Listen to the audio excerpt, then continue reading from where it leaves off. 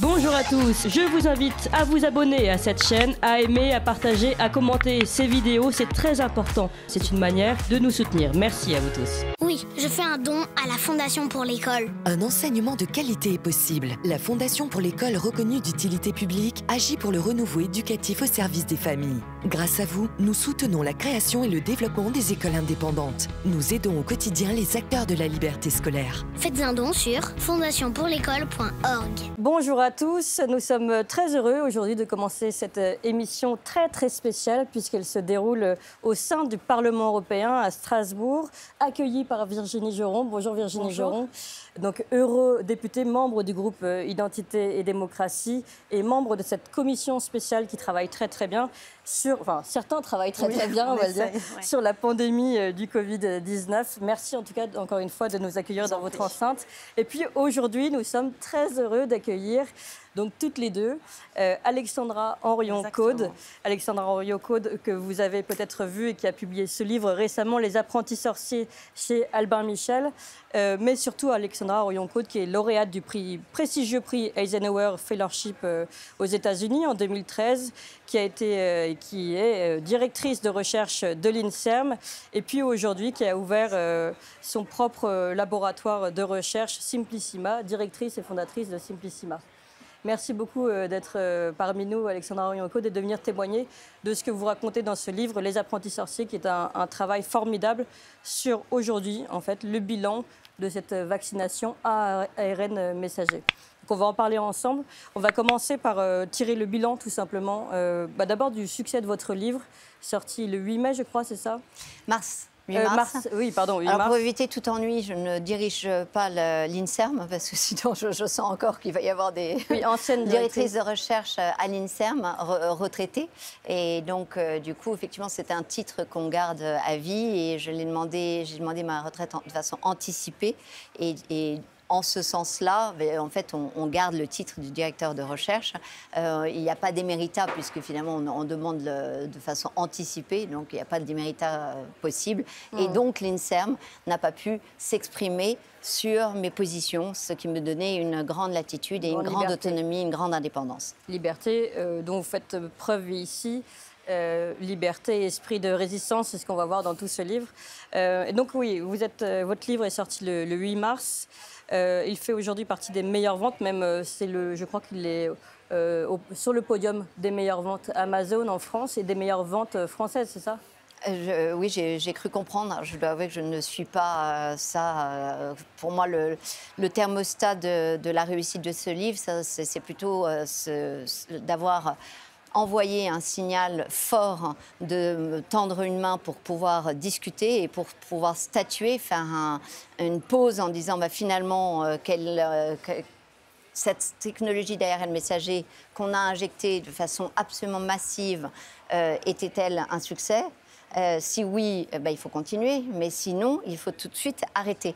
Et donc, je crois que c'est important de reprendre en temps long tout ce qu'on a pu accumuler comme connaissance et tout ce que nous avions pu avoir avant cela comme connaissance ou comme échec de cette technologie. Oui, alors là, vous êtes très modeste, donc je vais quand même le dire pour vous. Vous êtes numéro 2 des ventes, et meilleures ventes 2023, au moins pour Amazon. Et ça, c'est pour les ventes. Donc, en effet, vous avez raison, ce n'est qu'un... Ça donne une impression, en tout cas, de l'attente d'une grande majorité des Français autour de cette... Le premier, c'est Le Prince Harry. Oui, voilà. Le premier livre, c'est Le Prince Harry. Mais il est sorti en janvier 2023. Le mien est sorti donc en mars 2023 et il est effectivement au podium de la meilleure, des 2 meilleures ventes de livres en France sur l'année 2023, qui est évidemment en cours. J'ai bien conscience que l'année est en cours et que... Donc vous prendrez peut-être la couronne du Prince Harry. Alors, je le souhaite. Je le souhaite parce que je pense que le message de ce livre est fondamental et s'oppose en tout point au côté people éventuel de ce genre de livre. Donc oui, sans vouloir offenser du tout le Prince Harry et son œuvre, qu'en plus je n'ai pas lu, donc ce n'est pas bien. Je crois que l'enjeu posé par ces vaccins ces injections expérimentales à ARN messager sont suffisamment fondamentales pour être partagées beaucoup plus largement qu'il ne l'est déjà. Alors, évidemment, on va aller sur le fond et tout ce qu'apporte ce livre, et puis vos recherches, et puis également le travail de Virginie Geron. Mais d'abord préciser, puisqu'on parle du succès de vente de ce livre, parler du succès aussi que vous rencontrez dans la rue. Je voudrais juste faire une petite parenthèse. On a fait toute la route ensemble depuis Paris, depuis la gare jusqu'au Parlement de Strasbourg. Vous n'avez pas arrêté d'être interpellé par des gens qui vous disent merci. Merci pour ce que vous faites. Et je tiens à dire qu'on a eu de tous les profils. On a eu celui qui travaille dans le train, le technicien du train de Paris-Strasbourg, au grand businessman, en passant par un prêtre. Donc on a eu vraiment la totale. Et jusqu'ici, d'ailleurs, au Parlement aussi, vous faites arrêter et des gens vous disent merci. Il faut le préciser, Virginie. C'est important.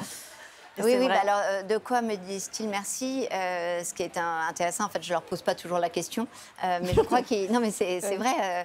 D'abord, c'est vrai que c'est très touchant. Donc effectivement, je crois qu'en succès de livre, on est à 100 000 exemplaires vendus, donc en très peu de temps. Donc oui, tous les paramètres de ce qu'on appelle un succès de livre sont là. Mais au-delà de ça, comme vous dites, pourquoi ils disent merci, je crois il y a plusieurs niveaux. Il y a ceux qui, effectivement, sont bien contents de ne pas avoir subi cédé au chant des sirènes de la vaccination. Et c'est terrible, hein, c'est assez tragique. Mais en général, j'ai remarqué que je n'en ai jamais rencontré un seul qui ait regretté de ne pas s'être fait vacciner. Dans ce sens-là, oui. Voilà, c'est plutôt... ils ont un sourire... alors qu'ils ont subi des tas de pressions épouvantables qui ont été très dures à vivre. Donc il y a ce niveau-là, évidemment, mais il y a cet autre niveau qui est que pendant ces 3 dernières années, je crois que j'ai mis tout mon cœur à essayer de ramener de la raison là où il n'y en avait plus. Donc d'être calme, d'être dans la gentillesse, d'essayer encore une fois toujours de tendre la main en disant mais discutons, d'appeler au débat, d'avoir le débat refusé très souvent. Merci Virginie de nous accueillir ici parce qu'effectivement c'est aussi recréer un espace de débat là où il n'y en a pas. Donc vraiment c'est un immense merci et c'est moi aussi qui remercie. Vous voyez, comme ça, c'est parfait. Et je crois que c'est de ça qu'ils me remercient. C'est aussi d'avoir ramené un peu d'humanité. Et ce livre a permis de recréer du lien dans des familles qui ne se parlaient plus. J'ai beaucoup de témoignages en disant, voilà, notre famille était divisée en 2. Grâce au livre, on se reparle, on échange.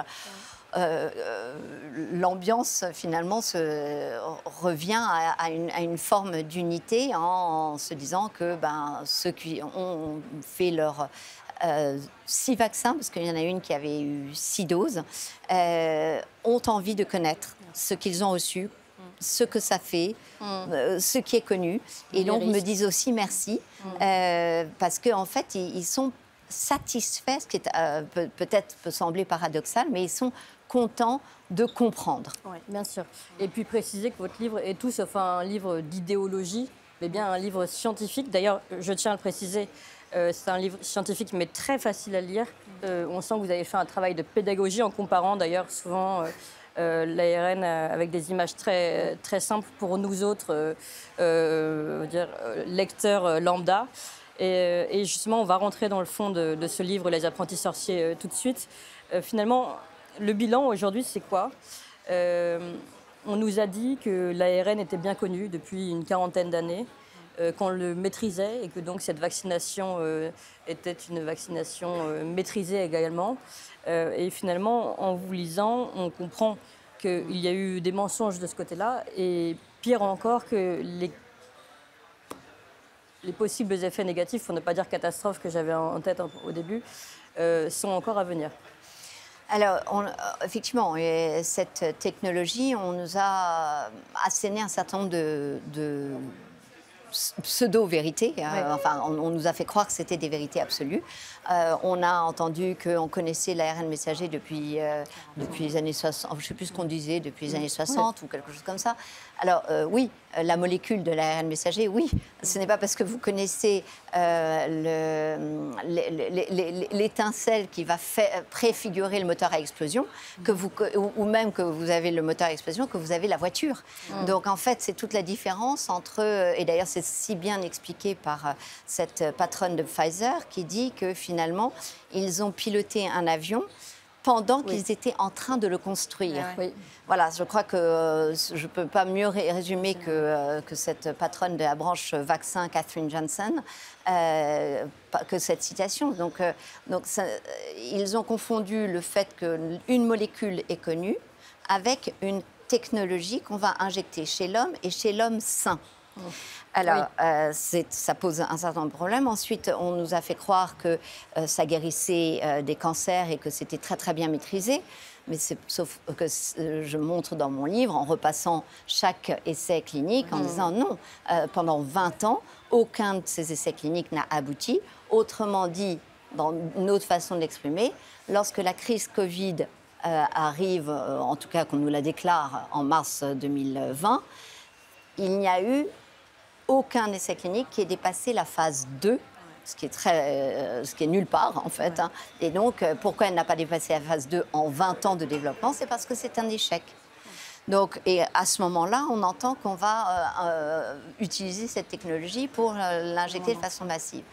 Alors, très bien, on peut se dire, bon, ben oui, mais maintenant, vous savez maintenant, Madame Oudiakova, Madame Joron, que vous savez que c'est un grand succès, puisqu'on a injecté des milliards de gens, donc c'est un grand succès.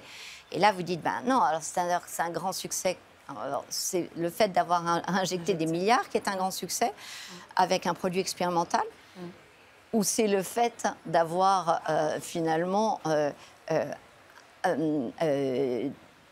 menti d'une façon incroyable sur une technologie qui n'était pas mûre et d'avoir abouti à un échec en termes de protection Covid, d'empêcher les gens d'être contaminés. En fait, c'est un produit qui a échoué sur toutes les promesses qui ont été engagées au départ, y compris celle vous injectez 2 doses et ça va aller. Ou alors, on vous injecte dans le muscle et ça ne va pas bouger du muscle. Ce qui est faux, on sait que ça se distribue dans le corps. Ou alors, on vous a dit, oui, mais l'ARN messager, ça se dégrade. Si vous saviez, ça se dégrade. Mais ils ont confondu ARN messager naturel et ARN messager totalement synthétique, qui a été conçu depuis et développé, mis dans des capsules dans des nanoparticules lipidiques, des soucoupes volantes lipidiques, qui, tout cela, ne se dégrade pas. C'est fait pour non seulement empêcher la dégradation, mais aussi assurer une stabilité et une efficacité qui s'impose à notre système. Donc tout cela aussi était faux. Alors, parce que vous parlez justement de ces mensonges, donc il y a un mensonge autour de la protection, le fait que le vaccin anti-Covid ne fonctionne pas, mais il y a une porte derrière qui ouvre un horizon absolument terrible, qui est celui des effets indésirables. C'est-à-dire qu'on a d'abord, le vaccin ne fonctionne pas. Je pense que plus ou moins, à peu près, la grande majorité des Français le réalisent eux-mêmes, finalement. Ceux qui ont été vaccinés, aujourd'hui, sont conscients. Et puis même, on voit d'ailleurs les déclarations... Ils ont contracté plusieurs fois la Covid. Et s'ils ne l'ont pas contracté eux-mêmes, ils ont vu autour d'eux des gens vaccinés qui contractaient la Covid, qui contaminaient. Je crois qu'un des records, pour moi, c'était cet homme politique, sénateur... Renaud, qui avait contaminé 12 personnes en un week-end. Ah oui, c'est vrai. Oui, ce que je trouve quand même assez exemplaire de l'efficacité, la non-efficacité de ce vaccin. On a vu les communications changer petit à petit. On nous a promis 99% de succès, ensuite plus que 90, plus 70, puis c'est descendu. Puis après, on nous a dit ça empêche la transmission. En fait, non, ça n'empêche pas la transmission. C'est ça, les 90% étaient donc calculés sur la souche de Wuhan que nous n'avons jamais vue et qui n'a jamais sévi, autant que nous sachions, dans nos contrées. Donc en fait, dès le départ, on était aussi finalement sur un mensonge, c'est-à-dire que c'est sûr que nous dire que c'est 90% contre un truc que vous ne rencontrez pas, alors si c'est pas du mensonge, c'est se foutre de la gueule des gens quand même. Donc ça, c'est un volet qui est assez compréhensible pour tous. Je l'espère. Là où vous apportez vraiment vos connaissances, Alexandra Orion-Côte, c'est sur la question de ce que risque de nous transmettre l'ARN messager. Puisque, je le rappelle, vous êtes quand même une des spécialistes de l'ARN messager. Vous avez d'ailleurs... De l'ARN. De l'ARN. Vous avez révélé l'existence de l'ARN Mythomyr. Des ARN Mythomyr. Et donc là, pour nous, il faut vraiment que vous nous expliquiez aujourd'hui quel est le danger pour lequel, depuis le début, d'ailleurs, vous avertissez, vous dites attention, on ne maîtrise pas cette méthode, cette technologie entièrement. Quel est le danger aujourd'hui de cet ARN ? Donc, les dangers, en fait, il faudrait lire le livre. Oui, je pense qu'il faut lire le livre. Pourquoi ? Non, mais pas parce que je me défile par rapport à votre question, mais parce que lorsque vous avez vous-même pris 2 doses, 3 doses, 4 doses d'un vaccin, il faut pouvoir le lire ou accuser l'information à votre tempo. Je crois qu'il faut vraiment respecter l'être humain dans toute sa complexité. Et je trouve que ce n'est quand même pas facile que de lire qu'effectivement, on savait à l'avance. Pfizer avait dressé des listes vertigineuses de maladies à surveiller.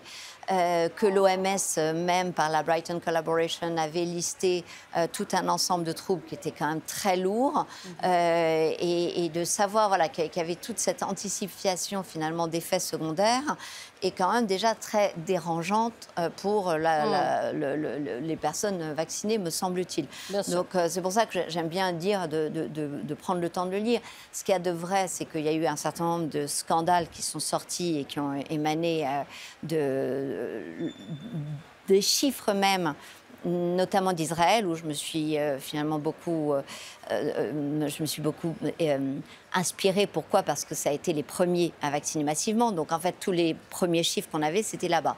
Qu'est-ce qu'on a eu comme premier chiffre ? C'est que finalement, nous vacciner, nous prédisposer plus largement à attraper le Covid. Et ils avaient des chiffres à l'époque où ils montraient que dans les 2 semaines qui suivaient, dans la première semaine puis la deuxième semaine qui suivait la vaccination, on montait jusqu'à 11% de Covid-19 post-vaccinal. Donc déjà, on savait dès le début que ça ne marchait pas. Et qu'en plus, on risquait d'avoir vraiment le Covid. Parce que pour le coup, un lambda moyen qui circule dans la rue, il n'a pas 11%. Il n'y a pas 11% qui, dans 15 jours, attrape le Covid. Après ça, je dirais que dans le temps, il y a eu les troubles menstruels qui sont sortis assez vite aussi en Israël, où très vite, on a eu, enfin très vite, pas assez vite, jamais assez vite, l'alerte que 10% des femmes contractaient des troubles menstruels post-booster. Et ça, pareil, 10%, c'est énorme. Et ça nécessitait évidemment d'arrêter la vaccination de fait. Parce que quand on ose dire qu'il n'y a pas de retentissement sur la fertilité, mais comment peuvent-ils le savoir alors même que la fertilité d'une femme dépend de son cycle menstruel. Je n'ai pas l'impression de dire quelque chose de révolutionnaire en vous disant cela, vous, les femmes. Voilà. Et je crois qu'on le sait toutes, et qu'on a des fenêtres où on peut tomber enceinte, et que si jamais nos cycles n'ont plus rien à voir, qu'on se met à saigner en permanence, on sait ce que ça veut dire.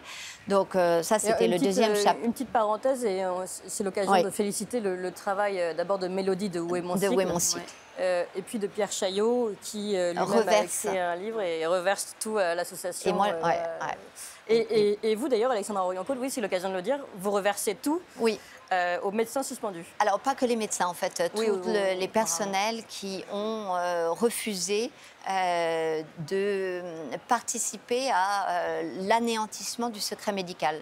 Donc, j'ai envie de dire, c'est au-delà d'accepter ou refuser d'être vacciné, c'est de dire à son employeur, mais ça ne te regarde pas.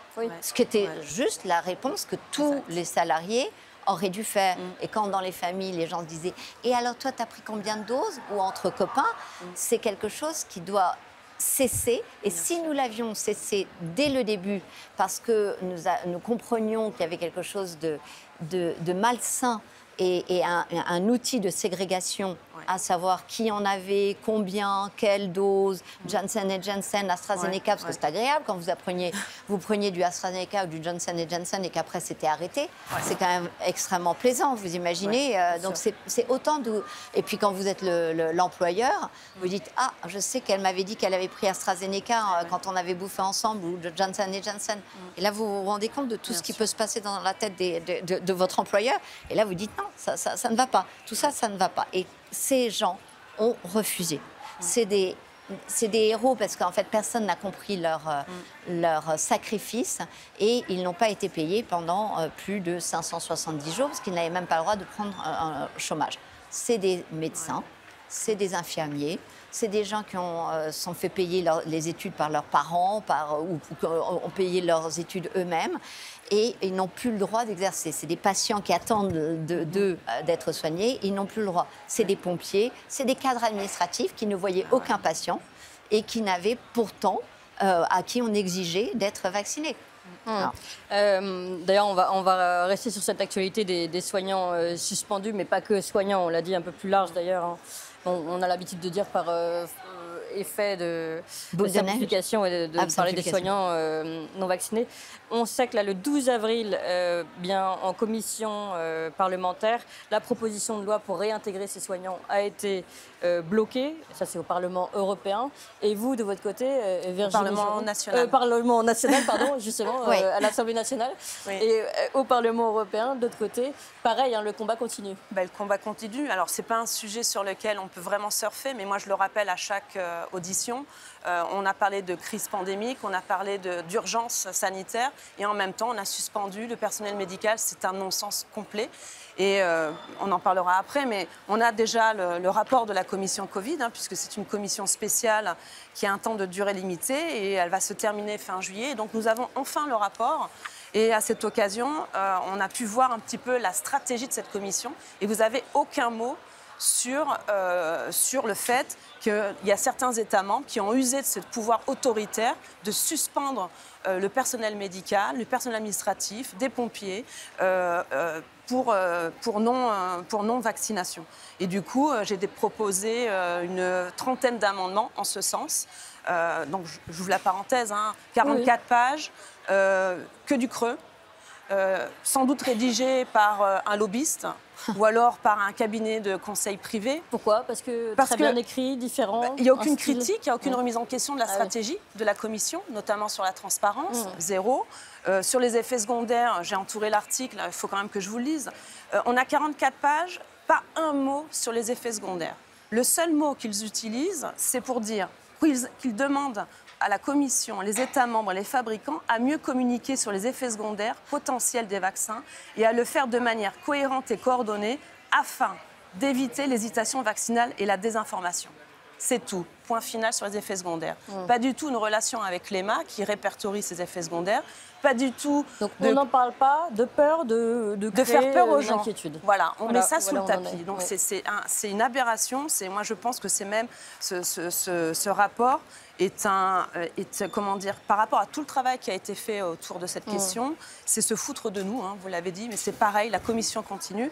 Je pense qu'on pourra développer après cette analyse. Mais en tout cas, je voulais juste encore remercier Alexandra d'être là parce que c'est vrai, dans cette bataille, nous avons eu pas assez d'armes et elle a fait partie de ces personnes qui nous ont permis d'avancer sur ce chemin qui est encore long. Hein, vous voyez, hein, ça sort depuis il y a un mois. On va le voter pour les prochaines semaines. Et donc, c'est ce qui va être mis en place. Donc, ce combat continue. Et vraiment, nous en avons besoin. Parce que malheureusement, ici, on est normalement dans le berceau de la démocratie, où on devrait avoir une parole libre, on devrait avoir du débat, on devrait avoir des positions divergentes. Et durant cette commission Covid, à aucun moment, on a pu émettre des critiques ou des observations divergentes par rapport au narratif ambiant. Et je remercie Alexandra parce que ça va nous permettre de continuer cette bataille et aussi de les pousser à aller contre ce narratif. Moi, je vais proposer certaines résolutions, notamment autour des effets secondaires, parce qu'on est dans le cœur du sujet et que malheureusement, c'est nié. Hein. On reparlera de l'ARN messager parce que je l'ai vu lors d'une audition de BioNTech qui est venu présenter ce concept et il demande à ce qu'il y ait moins un allègement des études cliniques et pour cause. Mais c'est ça. Et donc il y a une volonté de continuer pour développer ce système, pour l'intégrer à des nouveaux vaccins. C'est un petit peu ce que je ressens, moi, ici au Parlement européen. Je vais continuer dans votre sens. Hein. Je vais citer, c'est dans une interview à CNBC et The Guardian le 10 avril, donc c'est très récent. Le laboratoire Moderna, qui l'assure, sa technologie de l'ARN messager va venir à bout de nombreuses maladies d'ici 2030. Voilà, discours victorieux. 2030, hein, donc c'est très rapide. Ouais, Ils sont vraiment dans une optique de développement intensif. Ils se plaignent, donc le patron de Moderna se plaint parce que 60 jours pour lui, donc 2 mois, ça a été trop long entre la séquence de Omicron et le fait que le vaccin soit disponible dans une pharmacie américaine. Donc on voit bien qu'on est dans une accélération. Juste là, vous pouvez nous rappeler, d'habitude c'est combien de temps 10 ans. Voilà. C'est donc, ça. C'est important de le rappeler. alors pourquoi c'est 10 ans? C'est pas 10 ans parce qu'on est nul. C'est pas 10 ans parce que la technologie n'est pas aboutie. Ça fait quand même longtemps qu'on développe des médicaments, qu'on développe des vaccins. Donc ces 10 ans, c'est parce que c'est un temps incompressible d'expériences qui sont faites sur des cellules, sur des animaux, sur des petits groupes d'hommes, sur des plus grands groupes d'hommes. Et on y va avec un rythme qui permet de s'affranchir à chaque fois des éventuels problèmes, ou que s'il y a ces problèmes, ce qui a été le cas sur la technologie d'ARN messager, pourquoi ils se sont arrêtés à la phase 2? C'est parce qu'en fait, ils n'avaient pas la possibilité de continuer. Ouais. Voilà. Donc c'est pour ça qu'à chaque fois, finalement, ça s'arrêtait là. Pour revenir à ce que vous disiez, Virginie, moi je trouve ça vraiment important sur cet effet de nier les effets secondaires. Oui. D'abord, je sais quand même que le ministre de la Santé allemand commence à avoir complètement un autre langage où il demande pardon aux victimes. Oui. Donc les effets secondaires en Allemagne sont admis. Certains médias aussi commencent, pas certains chez nous, médias, pas en France. Pas en France du tout. Commencent à faire leur mea culpa également. Oui, absolument. Dans les pays nordiques et même en Angleterre, les vaccins ne sont plus recommandés pour les moins de 50 ans. Donc ça va quand même très loin. Et moi, ce que j'avais repéré sur un site de Pfizer, donc officiel, la question était posée donc, de pourquoi devrais-je me faire vacciner? Alors, moi, je trouvais ça intéressant, donc j'ai cliqué dessus, forcément. Je me pose régulièrement la question, pourquoi devrais-je me faire vacciner? Donc, premièrement, pour vous aider à vous protéger et faire votre part pour votre collectivité. Je dois avouer que la nébuleuse de faire ma part pour la collectivité et de m'aider à me protéger, je ne la comprends toujours pas, mais c'est parce que je suis un esprit très limité. Deuxièmement, parce que la plupart des effets secondaires sont habituellement légers ou modérés, donc parfois sévères et graves, et sont de courte durée. C'est rassurant, non, habituellement. Oui.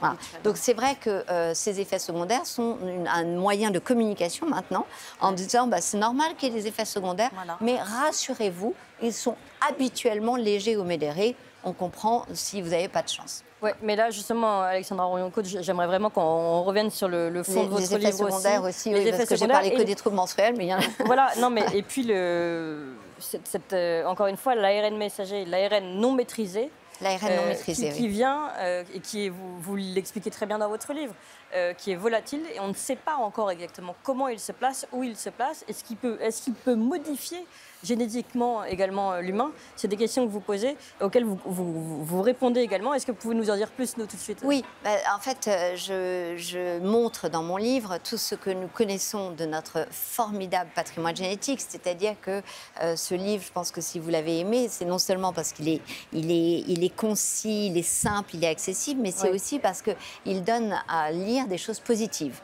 Et ça, c'est quand même important, donc des choses belles que nous connaissons sur l'ARN, et notamment que notre patrimoine génétique, et qu'on hérite de notre papa et notre maman, c'est d'une part notre ADN, mais c'est aussi leur ARN. Et ça, c'est quelque chose de très beau, et donc ça veut dire que nous allons à notre tour transmettre ADN et ARN.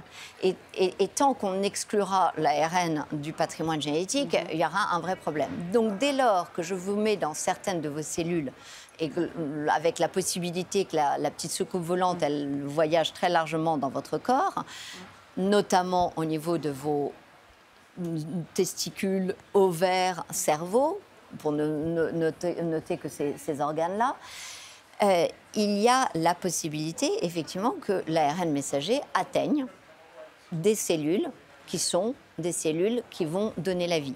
ovocyte et spermatozoïde. Dès lors que il rentre, l'ARN messager rentre parce qu'il ne dit pas « Hello, vous êtes un ovocyte, ah, je ne rentre pas, vous êtes un spermatozoïde, ah, je ne rentre pas ». Non, là, ce coupe lipidique, elle rentre. C'est un bulldozer, c'est un truc formidable. Techniquement, technologiquement, c'est quelque chose de très efficace pour rentrer et voyager dans différentes cellules. Et donc, à ce moment-là, si vous avez un ARN messager de ce truc complètement artificiel qui est arrivé chez vous et que vous êtes en âge de procréer, vous procréez, donc vous passez cet ARN messager à votre descendance. Et donc l'ARN vient ça, c'est modifier... une des façons. Oui, vous voyez, là, c'est la façon la plus simple que je puisse... L'ARN peut modifier l'ADN, pour être simple, pardon. Mais... Non, c'est pas exactement ça. C'est l'ARN peut être transmis. L'ARN va être transmis à la descendance. Il va être transmis également. Voilà. Et donc c'est plutôt en ce sens-là. Je reviendrai d'ailleurs sur un point parce que c'est en fait un sujet d'actualité du jour. J'ai eu un témoignage aujourd'hui même. L'autre aspect, c'est éventuellement, effectivement, que l'ARN voyage dans votre cellule. Et l'ARN, s'il voyage dans votre cellule, il peut aller dans le noyau. Ça, il voyage toujours dans les cellules. Alors, oui, mais l'ARN de Spike... Il est très volatile, il se promène. Oui, mais l'ARN messager de Spike, donc de ce truc qu'on nous injecte dans les vaccins, on ne savait pas qu'il allait jusqu'au noyau. Et d'ailleurs, les scientifiques disaient « Ah, mais un ARN, ça ne rentre jamais dans le noyau. Et effectivement, on a tous été découverts que cet ARN messager de Spike avait la capacité, en tant qu'ARN, de venir dans le noyau. D'habitude, c'est que de l'ADN qui re-rentre dans le noyau. Voilà, disons qu'il force plus la porte, celui-là. Donc, il force plus la porte. Et de toute façon, il peut effectivement être recopié parce qu'il est conçu pour avoir la capacité d'être recopié en ADN et donc migrer dans le noyau et donc intégrer le génome. Et donc, effectivement, modifier d'une façon pérenne. Mais en fait, c'est ça la question. Ça peut modifier en bien ou en mal, on ne sait pas. Ah, ça peut. Moi, je considère que c'est la première technique d'augmentation de l'être humain qui est mise en œuvre. Ce qui ne veut pas dire une augmentation au sens positif, genre on est plus intelligent, plus robuste et plus fort, puisqu'on a bien vu qu'au contraire, il y avait plutôt une dégradation de la défense immunitaire. Mais ce qui veut dire qu'on est modifié génétiquement. Et que dès lors, on peut être affaibli, au contraire, de façon massive, parce que ça crée comme une espèce de petite vulnérabilité. Les agriculteurs connaissent cela beaucoup mieux, parce qu'ils ont travaillé avec les fameux OGM. Et en fait, un des problèmes des OGM, c'était de dire, mais oui, mais le problème, c'est que s'il y a un nouvel événement de l'extérieur qui intervient, les souches vont-elles savoir résister ou pas? Et on a dit, non, il faut garder les souches sauvages, ce qui veut dire en fait des souches non modifiées génétiquement.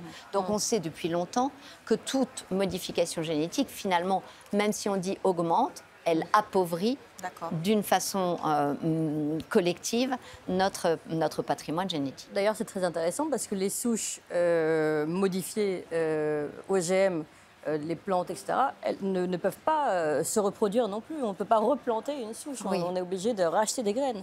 Donc, un petit parallèle... avec les vaccins, les doses. On n'espère pas. Je veux dire, moi, je suis la première à continuer à dire, et d'ailleurs dans ce livre aussi, j'espère que les gens comprennent que nous ne maîtrisons pas tout, nous ne connaissons pas tout.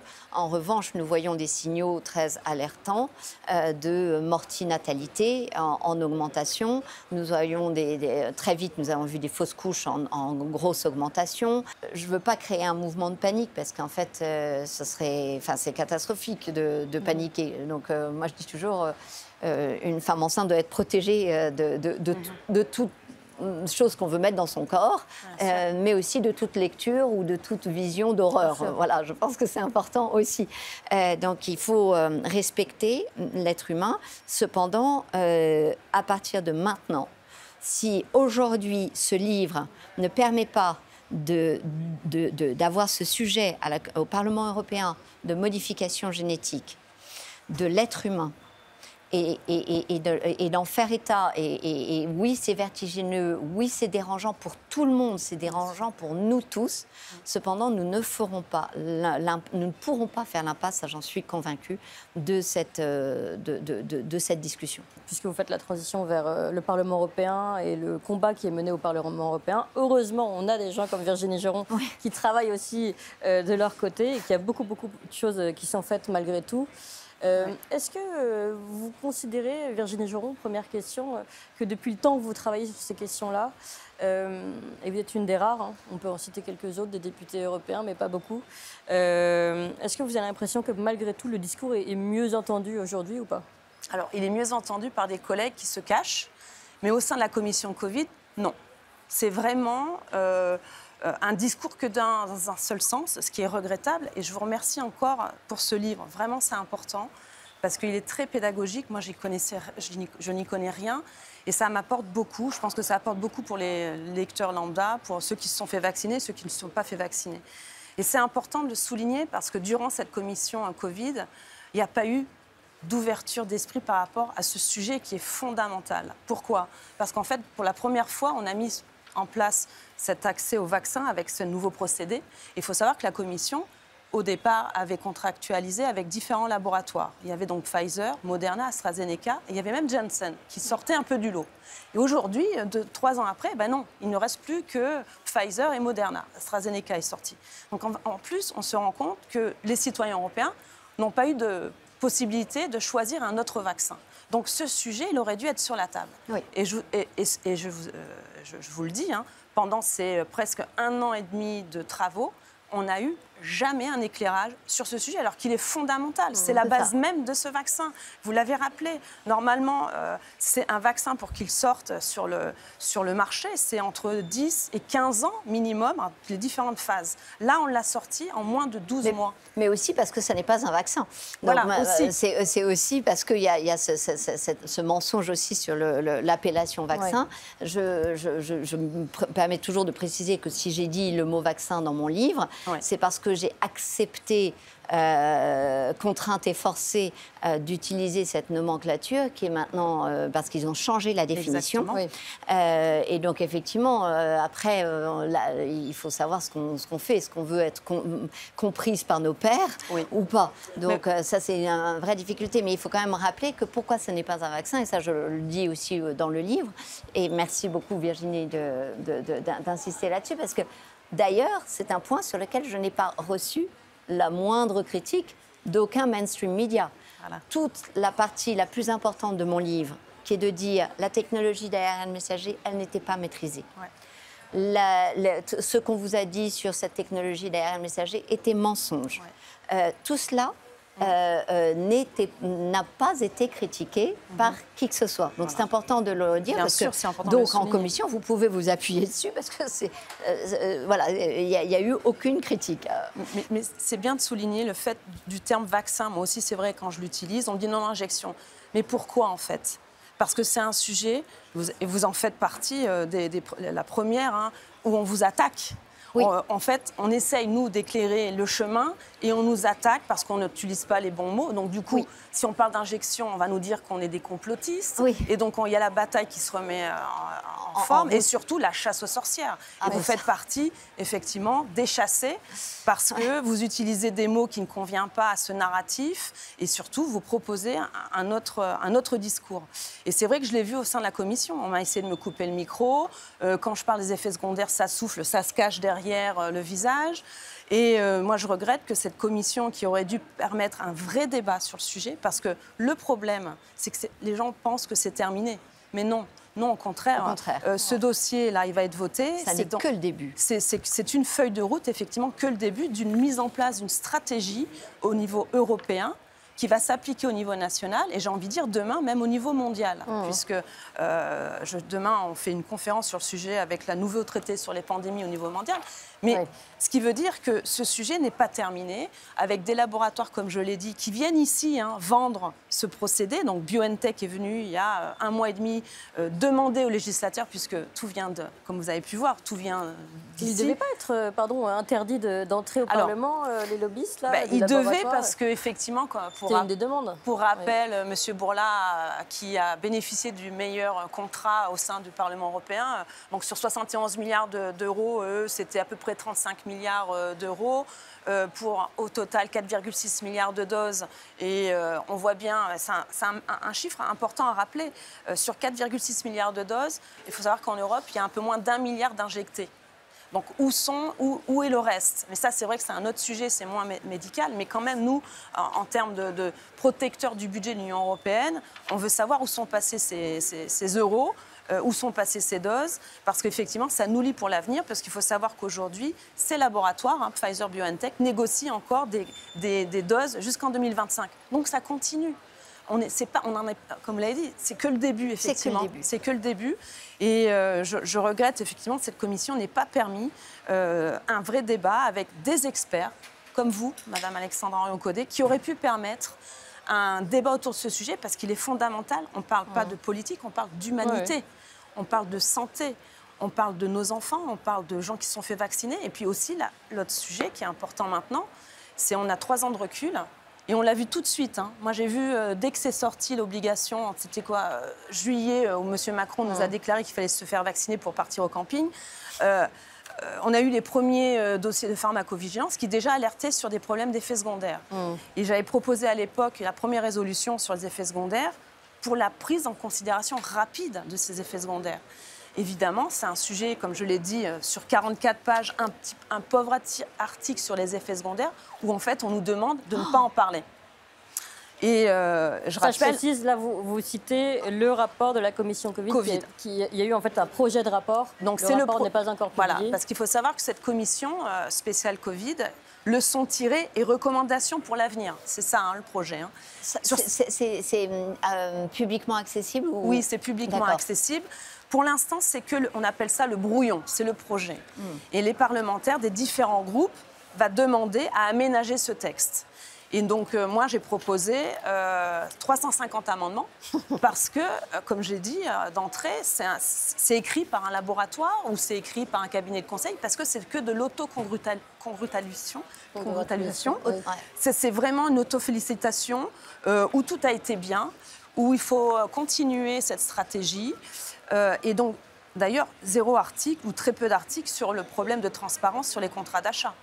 Il n'y a pas du tout de remise en question de ces problématiques. Contrats donc, qui ont été signés a priori par SMS, en tout cas négociés par SMS par Ursula von der Leyen, la présidente du Conseil européen. Et d'ailleurs, pour revenir à la première question sur les badges de Pfizer, on a demandé, puisqu'ils ont refusé par 2 fois de venir en audition, et du coup, on a demandé à ce qu'il n'ait plus un accès libre au Parlement. Et ça a été aussi refusé, comme l'audition de Mme von der Leyen pour qu'elle réponde de ces SMS, qui n'est jamais venue et qui ne viendra pas. Ursula von der Leyen, on vous attend, si vous êtes dans les parages. Non, si elle vient, ça sera pour d'autres... voilà, c'est juste pour se faire applaudir pour d'autres sujets. Mais sur ce sujet, elle n'est pas du tout présente. Et puis ce que je regrette, c'est qu'il n'y a pas beaucoup de partis politiques qui soutiennent cette demande. Alors que ce sont des valeurs, la transparence, l'accès au contrat, on représente les citoyens, nous avons un mandat. Je regrette qu'il y ait aussi peu de parlementaires. Ce sont des valeurs de démocratie. Exactement. Et puis ça permet un contre-pouvoir sain. Un contre-pouvoir sain, et puis ça permet de continuer le débat. On est en démocratie, on peut ne pas être d'accord sur certains sujets, mais ça pourrait d'avoir accès au contrat, d'avoir accès à toutes les clauses, de savoir combien on paye la dose, de savoir qui paye en cas d'effet secondaire. Et vous vous rendez compte qu'on le sait grâce à des hackers, donc grâce à l'illégalité en fait. Mais finalement, c'est un intérêt commun de savoir que la responsabilité de laboratoire sont exclus des contrats. Donc ce qui veut dire que les effets secondaires vont être pris en charge par les États membres quand elle considérera qu'il y a vraiment un effet secondaire, parce que c'est aussi la problématique. Au niveau du Parlement, on ne peut pas être juge et parti. Pourquoi avouerait-il qu'il y a effet secondaire si c'est à eux d'aller il y a ce problème, et puis comme je vous l'ai dit, ils ne veulent pas du tout faire peur aux gens. Ils veulent éviter de parler des effets secondaires parce qu'ils ont toujours l'ambition de mettre en place ces stratégies vaccinales. Donc, il Et puis on le voit avec ces rapports. Je vous dis, hein, j'ai déposé 2 résolutions pour demander à la création d'un fonds d'investissement. Pourquoi? Parce qu'il y a une irresponsabilité des laboratoires alors qu'ils font des super profits. Hein, ils veulent de l'argent, mais ils ne veulent pas payer les conséquences. Le beurre et l'argent du beurre. Et si ça devait l'être, ça serait à la charge des États membres, ce qui est complètement un non-sens et ce n'est pas juste. Non. Dans le sens où ils continuent à vendre des doses, je vous l'ai dit, jusqu'en 2025, avec des prix qui sont négociés que dans un sens. Hein, c'est eux qui ont la main sur les négociations. Et on se rend compte que, moi j'ai des chiffres, hein, après 3 ans de mise en circulation de ces produits, on a 1,6 million d'effets indésirables répertoriés. Donc on sait en plus la difficulté que les gens ont. On a beaucoup de témoignages, oui. Ouais, pour faire remonter, on n'y arrive plus maintenant. Ouais, c'est vraiment difficile. Ouais. C'est très difficile. Souvent, les médecins demandent aux personnes de le faire eux-mêmes, aux victimes. Ouais. Donc les 1,6 millions d'effets indésirables c'est la partie émergée cachent beaucoup d'autres cas. On a 8368 morts pour le vaccin Pfizer, plus de 1345 décès de plus en 2022, 1579 pour le vaccin AstraZeneca. Et ainsi de suite. Donc on a quand même des faits qui sont répertoriés et on n'a à ce jour aucune ouverture d'enquête de la part même de l'EMA qui a autorisé, c'est elle qui a autorisé la mise sur le marché de ces vaccins. Et à aucun moment elle se dit, bon ben là on a quand même atteint un niveau critique, donc on demande au laboratoire de nous fournir des statistiques, de nous fournir leur suivi, parce qu'aujourd'hui, on a ces cas-là. Et comme vous l'avez dit, c'est qu'une partie émergée de l'iceberg, donc c'est problématique, d'où le fait de demander à la Commission un fonds d'indemnisation financé par les super profits des laboratoires. C'est de la communication, mais j'ai envie de dire au moins, ça permet de mettre sur la table ce sujet. De reconnaître qu'il y a des effets indésirables. Les troubles menstruels, ils ont mis combien de temps pour l'avouer? On a bataillé. Mélodie, comme vous l'avez dit, elle a dû. Elle est venue ici aussi, au tout début. Et puis, ils ont mis presque plus d'1 an et demi pour enfin avouer qu'il y aurait effectivement un lien direct avec le vaccin. Parce que là, ils se cachent tous dans leur rapport, ils le mettent en gras, ils répertorient, mais ils disent bien attention, on n'a pas encore la preuve du lien direct entre le vaccin et l'effet indésirable. D'ailleurs, c'est la réponse de tous les soi-disant contrôleurs de vérité, pour utiliser des termes français. Oui, on va peut-être y revenir un petit peu. Juste, je voudrais qu'on parle des dernières procédures. On parle de contre-pouvoirs qui sont lancés au niveau européen notamment. Et puis après, puisqu'on parle de démocratie, montrer à quel point également Alexandra Orion-Caude a été attaquée sur sa personne, sur son livre, etc. On va en parler après. Mais d'abord, juste un point, si on fait un bilan des différents combats que vous menez, on l'a dit, donc cette commission Covid, le projet de rapport qui est vide, ou alors c'est juste une ode au laboratoire et à la commission. Donc on a proposé 350 amendements, c'est le début des travaux. Il y a un peu de travail. Et au total, il y en a 3500, ce qui est énorme. Ce qui veut dire ça veut dire qu'il y a beaucoup de groupes quand même qui ont quand même remarqué qu'il y avait un problème autour de ce rapport. 3500, c'est beaucoup. Et je crois que c'est à peu près en moyenne 400 par groupe. Donc du coup, ce qui veut dire que même eux ont la même analyse. Donc c'est 3000 et combien de pages vous avez dit? Alors au départ, c'était 44 pages. 44 pages. Avec combien d'articles? On a 274 articles. D'accord. Et ils se retrouvent avec 3500 amendements. J'ai vu tout à l'heure la collaboratrice de Virginie Geron avec un sac entier, puisqu'il faut qu'on les analyse, puisque maintenant on va débattre. Par exemple, dans un exemple, moi j'ai défendu le fait qu'il ne faut pas, en cas de pandémie, suspendre le personnel soignant. On a besoin de... Alors ça, moi j'avais un article qu'on m'a dit de règlement européen, l'article 36 que vous connaissez certainement, moi non. L'article 36 du règlement européen qui prime sur les lois votées au Parlement interdisant toute forme de discrimination à l'encontre des personnes ne pouvant ou ne voulant pas prendre cette injection. Et il y avait eu en fait une application par un tribunal de prud'homme à Dijon en France globalement de cet article et du coup il y avait eu une réintégration d'une infirmière qui avait été quand même actée.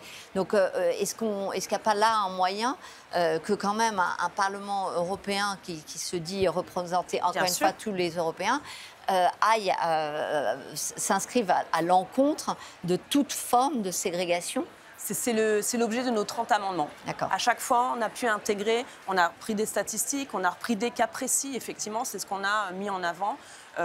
ce cas-là, je crois même qu'on a fait mention effectivement de ce cas. Article 36 du règlement européen et du Conseil numéro 2021/953 du 14 juin 2021. Ouais. Elle est renseignée. Bien renseignée. Non, mais c'est important parce important, que oui. voilà, ceux qui nous écoutent, il y a ceux que ça n'intéressera pas et ceux qui peuvent peut-être, ou dans les avocats ou autres, utiliser cet élément. Le problème de remonter les effets secondaires, vous l'avez dit, il est tout à fait capital et il est que les médecins vous disent régulièrement ça ne peut pas être le vaccin. Mais comment peuvent-ils savoir alors qu'il n'y a jamais eu ces vaccins injectés? Donc la personne, normalement, au lieu de se laisser intimider par son médecin, doit dire mais comment est-ce que vous pouvez le savoir alors que c'est un produit qui a été injecté alors que la phase 3 n'était pas terminée. Et ça, je reviens sur ce mensonge aussi. Comme vous dites aussi justement, cette industrie pharmaceutique n'est, on le sait, au mieux dans les meilleurs des cas, que condamnée que à distance des drames qu'elle a causés. Et là, il faut que cela cesse, puisque nous avons fait sauter tous les verrous avec le fast track, avec les rolling reviews, etc. Donc tous ces verrous qui finalement faisaient que normalement on avait des phases et que ça durait du coup 10 ans pour se développer. Et donc utiliser à contrario en disant donc désormais on peut tout de suite dire qu'il y a un effet secondaire. Donc en fait de la même façon, puisque eux nous disent qu'il n'y a pas de problème à sauter des verrous de sécurité. Bien, donc à ce moment-là, il n'y a pas de problème non plus à dire que c'est le vaccin enfin c'est ces injections géniques expérimentales, n'est-ce pas? Voilà. Mais en fait, si on vous résume, c'est-à-dire qu'on a fait sauter tous les... Mais exactement, mais dans deux mondes différents. Dans le monde scientifique, tous les verrous ont sauté. Dans le monde parlementaire, légal, on va dire, tous les verrous, tous les contre-pouvoirs ont également sauté. En fait, on se dit, là, tout a explosé. On n'est plus, c'est là où on parlait de démocratie tout à l'heure, on n'est plus dans un système démocratique classique, ni au niveau de la recherche scientifique et du fonctionnement, du bon fonctionnement, ni au niveau européen. Juste un petit point sur... bon, là, on avait le procureur européen qui avait été saisi sur Ursula von der Leyen. Nos moyens d'action, effectivement. Donc... Là, il y a eu du nouveau ou pas? Alors, pour résumer, donc, nos moyens d'action en commission Covid, donc c'est effectivement les amendements. On va voir ce qu'on peut faire parce qu'il y a un gros travail autour de ce rapport qui n'aura pas finalement une finalité contraignante par rapport, puisque aux États membres qui vont après appliquer cette feuille de route, même si on sait que quand même ils marchent main dans la main. Et puis après, en parallèle, si pour rappel, on avait demandé la levée des badges, l'audition de von der Leyen, ça c'était via la commission. Bon, aujourd'hui, on a vu qu'elle ne fonctionnait pas. Rien donné. Donc du coup, l'autre aspect, c'est quoi? C'est judiciaire. Donc effectivement, la saisie du procureur européen qui a été faite il y a plus de 6 mois, on n'a pas de retour. Elle est venue il y a 3 semaines au Parlement européen. Et la procureure européenne, mais elle n'a pas voulu aborder ce sujet parce que c'est en cours. Donc bon, très bien. Pourquoi pas? Ça peut être Pourquoi un gros pas dossier. Mais bon, en tant que parlementaire, moi je l'ai saisi personnellement. J'ai pas eu une lettre comme quoi elle avait accusé réception de ma demande. Bon. Et côté judiciaire, il y a d'autres choses qui se passent. Et à côté judiciaire, il y a effectivement le recours du New York Times, ça on l'avait tous lu. Il y a aussi le recours d'un lobbyiste, parce qu'en fait les contrats relèvent du droit belge. Donc là, effectivement, le recours vient de Belgique et donc on va suivre ce dossier parce qu'effectivement, ces arguments, on les connaît tous. C'est le problème de transparence lié au contrat, le problème aussi d'annonce où on nous a injecté, et on l'a bien vu lors de ces auditions, ça a quand même permis cela, c'est de démontrer certaines incohérences et mensonges, parce que rappelez-vous, au tout début de la campagne, tous vaccinés, tous protégés. Et on a bien vu au fur et à mesure de l'injection des doses que c'était pas du tout tous protégés, tous vaccinés, c'était sans doute tous vaccinés et tous covidés, j'ai envie de dire. 11% dans les 15 jours. Dans les 15 jours, que dans les 15 jours. Voilà, Mais, non, mais et puis après, au-delà. Et puis avec l'annonce de Jenny Small qui a remplacé Albert Bourla de Pfizer, qui nous a annoncé que finalement il n'y avait pas eu de test, même si nous le savions, mais au moins ça venait d'eux. Bien sûr. Et c'était important. Ils savaient que la contamination n'avait... Et donc, savaient qu'effectivement, ça ne protégeait pas. Donc, cette commission a permis cela. Et effectivement, donc, du coup, ça a mis en avant certaines problématiques. Et donc, les citoyens européens, de bon sens, se saisissent de ces différentes interventions pour, effectivement, porter plainte, là, pour le coup, contre la présidente de la Commission. Et après, politiquement, à nous aussi de continuer à débattre, à aller en hémicycle. Moi, c'est ce que j'ai fait il n'y a pas longtemps. On nous met maintenant, à quelques mois de la fin de ce mandat, un rapport sur la transparence de la commission. Parce qu'il faut faire bien, il faut faire propre, il faut essayer de sortir la tête haute de ces presque 5 ans de mandat. Donc on a eu le mois dernier un débat autour plus de transparence pour la commission. Mais pour l'anecdote, attendez, mais vous savez pourquoi? C'est même pas par rapport à ces contrats Pfizer et tout ce qu'il y a autour. C'est parce qu'en fait, on a appris qu'un fonctionnaire de la commission avait voyagé gratuitement par rapport à l'affaire du Qatargate. Oui. Voilà, c'est juste ça. Ils se sont servis du Qatargate pour parler de la commission. Pour parler un peu, pas en cause, hein, jamais, mais pour dire que c'est pas bien. C'est pas bien que ce monsieur se soit fait payer quelques billets. Mais pour moi, le sujet, c'est pas ça. C'est pas le fond. C'est ces contrats, 71 milliards d'euros, qui nous appartiennent. Et pour 4,6 milliards de dollars, je rappelle ces chiffres parce que c'est important pour voir le décalage. Et parce que derrière, les seuls gagnants dans cette histoire, ce sont les Big Pharma. Oui. Et c'est eux, et on le voit encore, c'est eux qui dirigent les négociations. Ils engagent même les États membres, hein, parce qu'il n'y a pas que la France, il y a certains États membres comme la Roumanie qui sont un budget plus petit, la Pologne, sont contraintes de continuer à acheter ces vaccins. Ils sont liés et ils n'ont pas le budget. Et ce qu'on disait tout à l'heure, s'il nous reste 4 minutes, et je voudrais qu'on donne le dernier mot à Alexandra Orion-Coder, évidemment, mais ce qu'on disait tout à l'heure, et je pense que c'est important que vous le rappeliez ici, encore une fois, Virginie Geron, c'est que les pays sont liés et le seront de plus en plus. Exactement. Et ça, vous pouvez rappeler pourquoi? Perte de souveraineté, déjà, premièrement, parce que la compétence santé ne relève pas normalement de la Commission. Ce n'est pas une compétence directe de la Commission. Elle s'est arrogé ce droit grâce à la crise Covid et elle veut continuer à le rentrer dans le dur. Donc on a de plus en plus d'outils qu'elle met en place pour faire perdurer cette compétence. La politique de santé soit gérée par le Conseil européen, donc Ursula von der Leyen en direct. Par la Commission européenne, avec quelques petites recommandations. Il nous donne un petit peu là, quelque chose à nous donner gentiment, des petites recommandations, une petite miette là, pour pouvoir un petit peu débattre sur le sujet. Mais on voit bien qu'elle s'arroge ce pouvoir. Demain, ça sera l'OMS. Et donc, c'est une perte de souveraineté, une perte donc aussi de décision nationale quant à la gestion de notre parc aussi en termes de services hospitaliers, puisqu'on voit bien que tout est maintenant délégué à la Commission. C'était un essai, en fait, les contrats d'achat des vaccins. Mais demain, ils veulent faire la même chose, des espèces de grandes plateformes pour les contrats d'achat des médicaments. Parce qu'effectivement, on a vu qu'il y avait une pénurie. Moi, je dis pourquoi pas. Mais si c'est toujours au bénéfice des Big Pharma, il faudra être beaucoup plus vigilant. Voilà, Alexandra Orion-Coder, le mot de la fin. Qu'est-ce que ça vous inspire justement cet avenir, cette Europe de Bruxelles ou de Strasbourg qui va prendre de plus en plus le pouvoir, qui travaille d'ailleurs plus ou moins directement avec les lobbies, etc. C'est donc une défiance totale du système qui n'est plus capable de nous protéger. Une agence du médicament européen qui a échoué dans toute sa capacité à nous faire des véritables médicaments. Je ne croyais pas que le médicament avait la vocation de tuer ou de rendre malade. Donc on est quand même dans un niveau de violence faite à l'homme invraisemblable, qu'ils acceptent que des documents de Pfizer ne soient pas rendus publics avant 75 ans et 4 mois. Ça, c'était aux États-Unis, mais finalement, heureusement qu'aux États-Unis, il y a certains rouages qui ont pu fonctionner et qui ont fait qu'on a eu accès à certains de ces documents et qui sont à la base de beaucoup des faits rapportés dans ce livre aussi. Donc, on voit bien qu'on a, c'est l'échec complet de toutes nos institutions à nous protéger. Lorsque j'ai demandé à l'Agence du médicament européen comment ils considéraient l'injection des choses toxiques, ils m'ont dit « Ah bah oui, on sait que c'est toxique, mais il n'y en aura que 2 doses d'injectées ».